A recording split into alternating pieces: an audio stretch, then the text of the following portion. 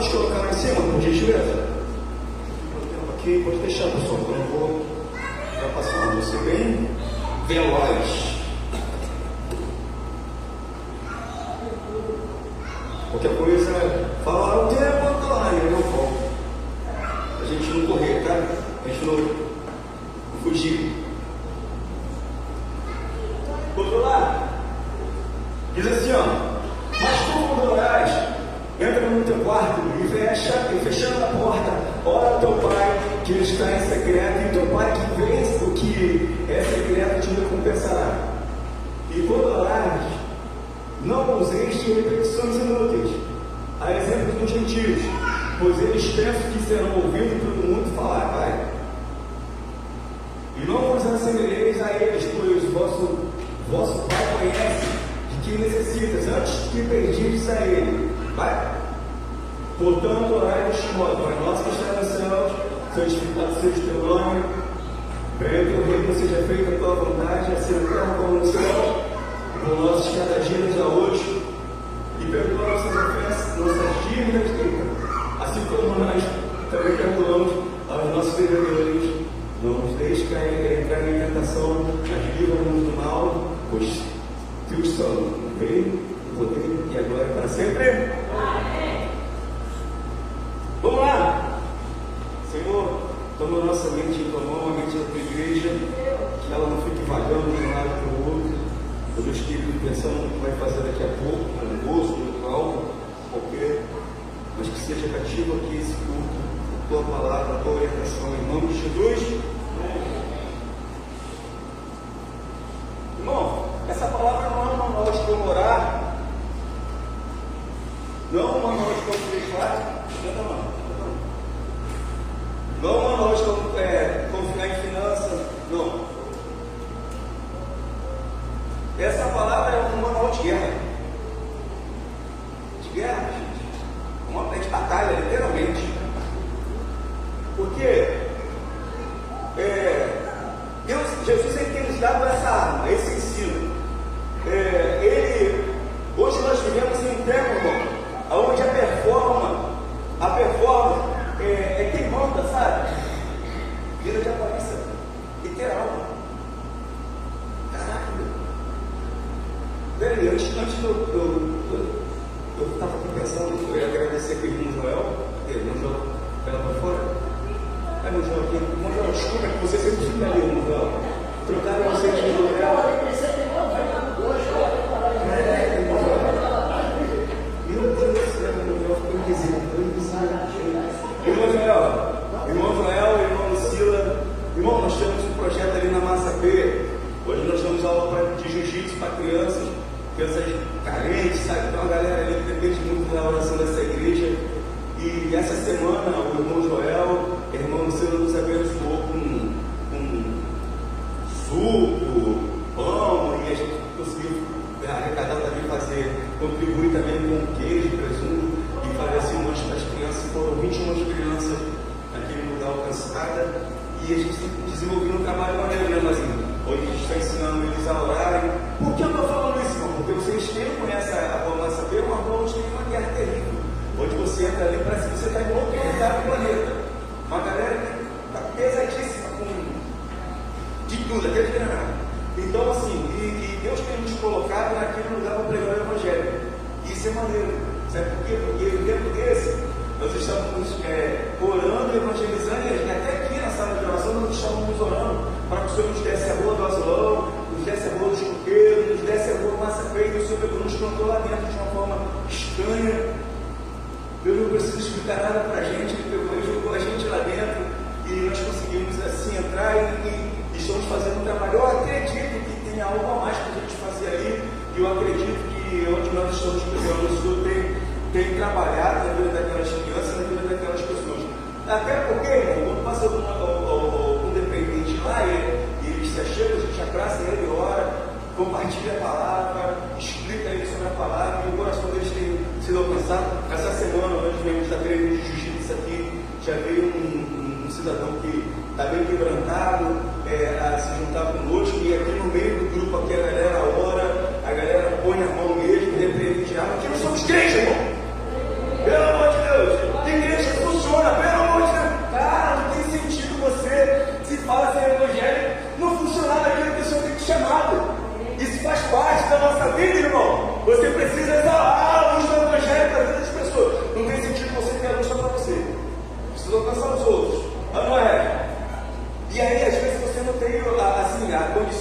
ou não tem a coragem de chegar, mas você pode enviar, né? Tá vendo? Igual vocês fazem como eles fizeram com a Rita aí, abençoando, a igreja abençoou, pode abençoar mais? Pode, lógico que pode, enviando o Henrique também, e assim, cara, assim, igreja, vocês podem também nos abençoar, se enviando algum mantimento, alguma coisa, mantimento não, biscoito, quer mandar um suco, quer mandar um bolo, alguma coisa, espalha, a gente passa e pega, e a gente vai trabalhar assim com essas crianças ali, vamos tentar alcançar o máximo as famílias daquele condomínio. Eu acredito no poder do Evangelho, poder de transformação. Sabe por quê? Porque eu acredito no avivamento. Eu acredito que onde existe morte, Deus possa trazer vida. Então eu queria desde já agradecer a vida do irmão Joel, a vida da irmã Lucilo, que se expuseram a nos abençoar nesse sábado para a gente fazer esse trabalho. Então, voltando, que eu nem podia deixar de passar, irmão. E ultimamente, a gente tem visto igreja preocupada com performance.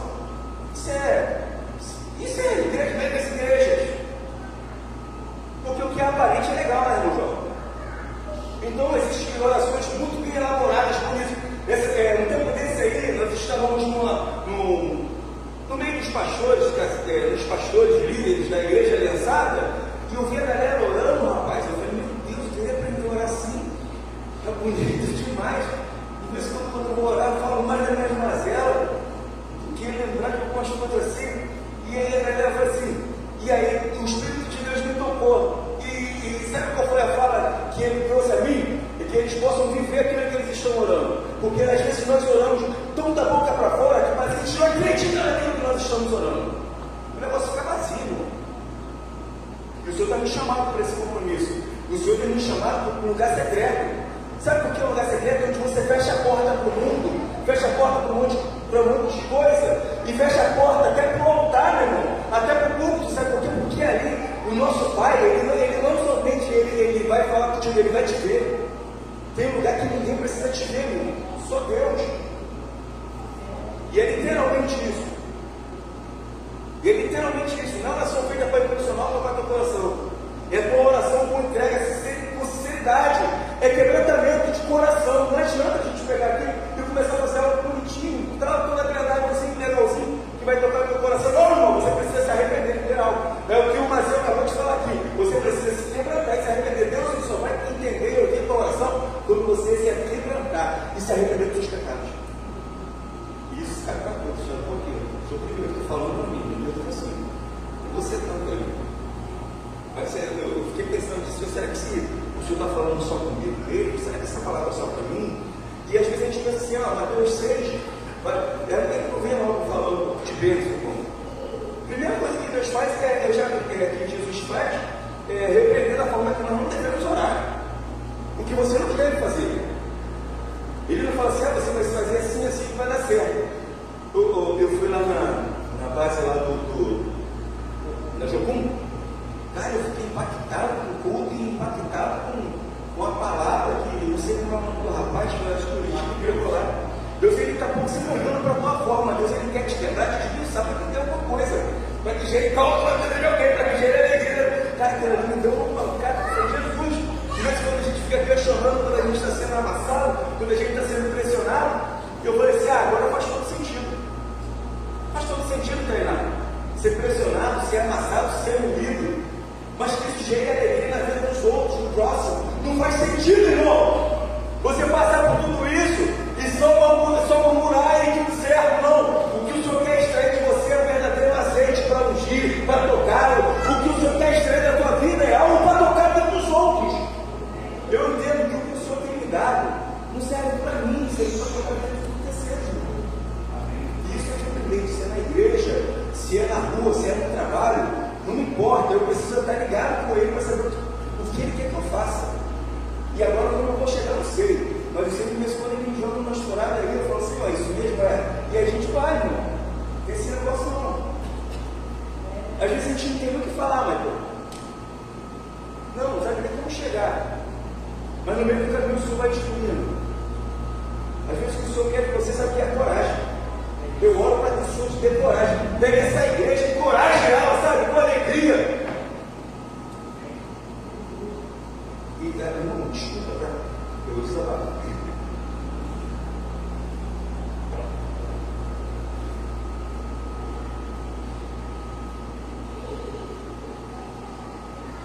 Sabe por quê, irmão? A maior guerra que nós travamos não são guerras desejos, são guerras dentro de nós mesmos.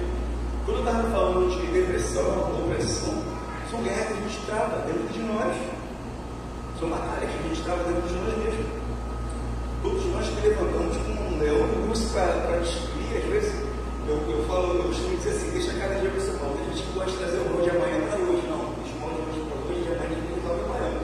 Mas o que acontece? Existe uma batalha constante dentro de nós. E se você não começar a fechar a porta do teu quarto e começar a conversar com o teu quarto, meu irmão, você vai ser vencido, você vai ser engolido. Você vai ser engolido. E aí, sabe o que acontece? Nós vamos vir ao culto dia de domingo, nós vamos até participar de reuniões caseiras, mas as nossas vidas vão estar sempre do mesmo jeito, aparente. Totalmente aparente. Apática, sabe? Irmão, se você sente que a tua vida espiritual vem só declinando, você só vem do culto e parece que acabou só aquilo ali, irmão, está na hora de você acordar. Está na hora de você fechar a porta do teu quarto. E aí, quando eu falo porta do quarto, não significa que tu vai entrar para dentro da tua casa e fechar teu quarto, não. Isso é particular teu. Porque às vezes a porta do teu carro é quando você está fazendo uma caminhada, é quando você está ali quando você está dirigindo o teu carro, que tem carro, ou no momento que você está indo sozinho. Minha mãe fica só às vezes. Não gosto muito não, mas às vezes eu não gosto de ficar só, porque ali eu abri meu coração para Deus e fui, sabe? Às vezes quando você, às vezes sempre você precisa fazer isso. Fechar a porta no teu quarto, porque o seu pai que te vê em secreto, ele não te ouve, escuta, ele te vê. Às vezes o que nós queremos, sabe o que? Aparecer, assim. Aqui, ó. Ei, entendendo? Mas o que o Senhor quer ver não é isso, não. O Senhor quer te ver no secreto. Ele quer ver o teu secreto, irmão. Ele quer ver o teu coração ali na tua entrega. A sinceridade de quem você é na tua entrega. A minha esposa fala assim, cada um mostra aquilo que ele quer mostrar. E essa frase me pegou por muito tempo. Cada um mostra aquilo que quer mostrar. E é verdade. Tem gente que disfarça tão bem. Você pensa até que é crente, gente. Parece crente. Se mexe com crente, fala com crente. Tem sotaque de crente. Acho que nada. Só para ele, só chegar para a igreja, só na verdade está bem longe. E aí quem pode revelar isso no seu espírito? E sabe o que acontece aqui, irmão? Aí eu anotei que se você esfriou na fé, caiu na rotina espiritual e caiu na armadilha da aparência, está na hora de Deus está querendo te chamar de volta, para voltar à essência, voltar ao centro da presença. Volta. Às vezes sabe o que é bom fazer? Para tudo. Para tudo que você está fazendo. Para tudo. O seu velho jovem, ele falou assim, ele estava contando algo na reunião, né? E eu admiro porque, cara, aquele cara parece que mudou a vida. O cara pegou a genealogia, você pegou a genealogia, e eu fico já de paciência cheia, você não tem genealogia. Sério mesmo. Mas é importante, porque eu não lembro nem que tataravô, e os caras antigamente faziam questionamento, tá falando, gerou esse plano, que gerou meu plano. Se você perguntar, olha aqui, 4 gerações aí. Duvido, acho que é difícil. Tem, irmão? Quem é teu pai? Você vai saber. Quem é tua avó também de repente. E o teu bisavô, seu tataravô. Já se perdeu, né? Então aí, o que acontece? Ele estava falando o seguinte. Ele estava falando assim, que tinha uma senhora que ela todo dia ia ao culto e levava uma bola, acho que era torta de maçã.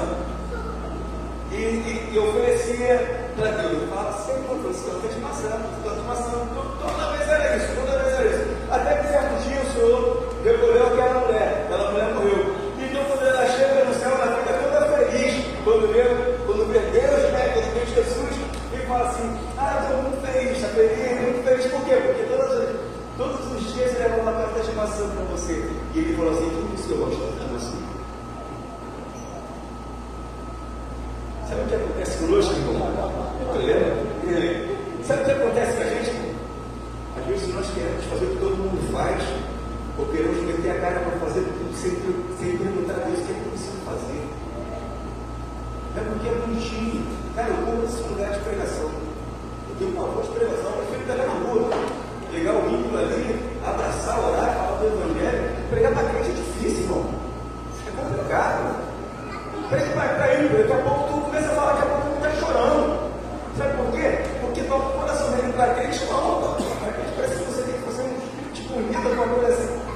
Mas eu quero falar para você o seguinte: o que eu entendo é o seguinte, não é porque é repetido que você tem que fazer de repente. Deus não te chamou para esse lugar, Deus não te chamou para cantar, Deus não te chamou para pregar. E a gente precisa perguntar a Deus para que Ele nos chamou, para a gente não ficar construindo ou plantando árvore que vai ser derrubada. O que vai adiantar, meu irmão? Você a vida toda insistir em algo que Deus não chamou você para fazer, chamou outro. De repente seu lugar é na oração, meu irmão. De repente seu lugar é no secreto onde ninguém te vê, mas Ele está te orando. Escuta, e aí, Ele chama de volta ao centro.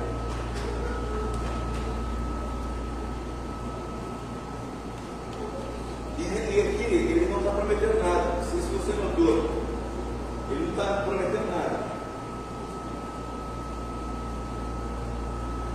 Ele vai fazer a vossa esmola diante dos nós, vai ser visto por Ele. Não quereis dar a honra ao vosso Pai que está no céu. Quando puderes esmola, não faças tocar trombeta diante de ti, como fazem próprios nas sinagogas e nas ruas, para serem glorificados pelos homens. Em verdade, eu digo que já receberam o seu galardão, mas quando deres esmola, não saiba que a tua mão é esquerda e faz a sua direita, para que a tua esmola seja dada oportunamente ao teu Pai que te vê em secreto e te recompensará publicamente. Quando você entrar para orar, não seja como os hipócritas, que se comprarem e orarem em pé na sinagoga e nas esquinas das ruas, para serem vistos pelos homens. Em verdade, já vos digo que já recebeu o seu galardão. Mas tu, quando orares, entra no teu aposento, fechando a sua porta. Ora teu Pai que te vê, porque está no culto, e teu Pai que te vê, porque está no culto, te recompensará. E quando você orar, não use as repetições, como os gentios fazem, mas pensa que por muito falar isso. Olha só, a questão aqui é o seguinte: às vezes a gente pensa que é para nós explicar, eu grito muito, né, gente? Ou por fazer uma oração bonita e Deus vai nos ouvir. E eu fico de bobeira, porque a gente aprendeu também que, de vez em quando a gente tem que anotar lá, escrever nossas orações. Eu falo assim, cara, o que está dentro do coração do conflito? Como é que eu me quebrando? Porque quando eu anoto, eu posso bater, tira mais não. Quando eu pego lá no caderninho lá, eu mudo até a voz na hora de orar, rapaz. Mas você até que está tendo uma manifestação e vai lá e meu amigo, mas sabe que o senhor está olhando aqui? Eu não quero saber disso não. Ele quer olhar para o coração. Como é que está você no teu secreto? Se você realmente está quebrantado diante dele. Isso é o que importa. Quantos outros vão ver? Lembrei até de Saul. Saul, quando Samuel chega, né? Desce lá e Saul até então estava fazendo tudo certo.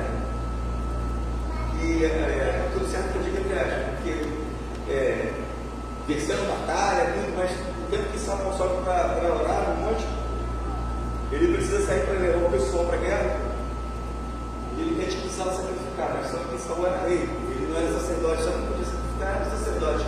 E então ele pega e se antecipa, ele vai lá e sacrifica no lugar de Samuel. E quando ele sacrifica no lugar de Samuel, Samuel chega e fala assim, cara, o que você está fazendo? Se você não for chamado para fazer isso, por que você está fazendo isso? Por que você está fazendo isso, cara? O Senhor rejeitou o seu reino. Aí Samuel, indignado, vai sair, né? Vai sair da terra. Aí ele fala assim, não, peraí, gente. Peraí, não sai não, deixa eu sair contigo, para que as pessoas pensem que Deus está conosco. Deixa eu sair contigo, pelo menos eles vão pensar que Deus está comigo. Sabe qual é a diferença? Eu vejo uma diferença muito grande de Davi para Saul. Davi, quando ele peca, ele não se preocupa com o que os outros vão pensar. Ele não fica preocupado, o que vão pensar se ninguém sozinho? Não, ele se preocupa com o que Deus está pensando dele, de como está com ele diante de Deus. Por isso existe um arrependimento imediato. Por isso o coração dele se quebra. Saul não, ele se preocupa com o que os outros vão ver. E às vezes essa preocupação está justamente aí. O que as pessoas vão pensar ao me verem? O que vão pensar vivendo lá no meio do povo judiciário, no meio do povo de alcoólatra? O O que eles vão pensar? O que eles vão achar de mim se estiver no depois vão comer? E a mulher tem resolveu, tá, gente? Acerta tudo com eles. Estou falando tudo com vocês, não, tá, galera? Uma coisa lá, estava na igreja, daqui a pouco estava, não. É literalmente do glória a Deus e trazendo entendimento a eles. O verdadeiro, porque essa vez é uma maioria. Vou te falar aqui. Então, a galera que eu quero ir para a igreja e tal, nós vamos pegar uma música toda vez. Mas já tem uma mulher que está prontinha para voltar ao caminho de Deus. E eu continuo orando, né? Continuo orando para chegar a hora. E o que acontece? Aí as pessoas ficam preocupadas com que de repente você fica preocupado com o que as pessoas vão ver, o que eles vão pensar. Eu não ligo o que eu penso, irmão. Eu já tive um lugar que eu falei assim, você está na roda dos escarnecedores. E eu falei, eu não sabia disso não. Os escarnecedores são os crentes que conhecem a palavra e ficam falando mal um do outro. Eu tiro, irmão. Esses são os escarnecedores. Agora, no meio dos ímpios, não. A igreja foi chamada para brilhar no meio das trevas. Foi chamada para levar o evangelho. E o que acontece, irmão? No dia que essas pessoas precisaram de ajuda, eles não foram procurar o pastor. Não foram procurar os religiosos, não. Porque religião constrói muro, tá? O evangelho constrói ponte. Sabe o que eles foram fazer? Eles foram me procurar. Foram me procurar. Aí isso veio Bruno, né? Veio Danilo, veio uma galera se convertendo, veio Tadeu, veio uma galera se convertendo. Mas sabe por quê, irmão? Porque eu não me importo com o que os outros estão pensando, não. Eu me importo sim, o que Deus está pensando em mim. E é literalmente isso que Davi fez. Espera aí, não me importo com isso. Vamos lá, aqui, nós somos. Ih, já foi. É possível, meu irmão, que nós estejamos na presença de Deus a vida toda. E até orando, fazendo a oração do Pai Nosso. O tempo todo, repetindo mil vezes. Mas sendo órfãos de Deus. E aqui eu vou encerrar. E aqui eu encerro aqui essa palavra. É possível que nós estejamos na presença o tempo todo, até orando o Pai Nosso. Mas sendo órfão. Perdidão dentro da casa. Eu gostaria que você se colocasse de pé. Eu queria falar sobre jejum. Eu queria falar mais sobre oração, sobre jejum. Eu acredito que o que Deus queria falar conosco foi justamente isso. No momento da gente tirar nossas máscaras, rasgar nossos corações, é o momento de nós nos arrepender.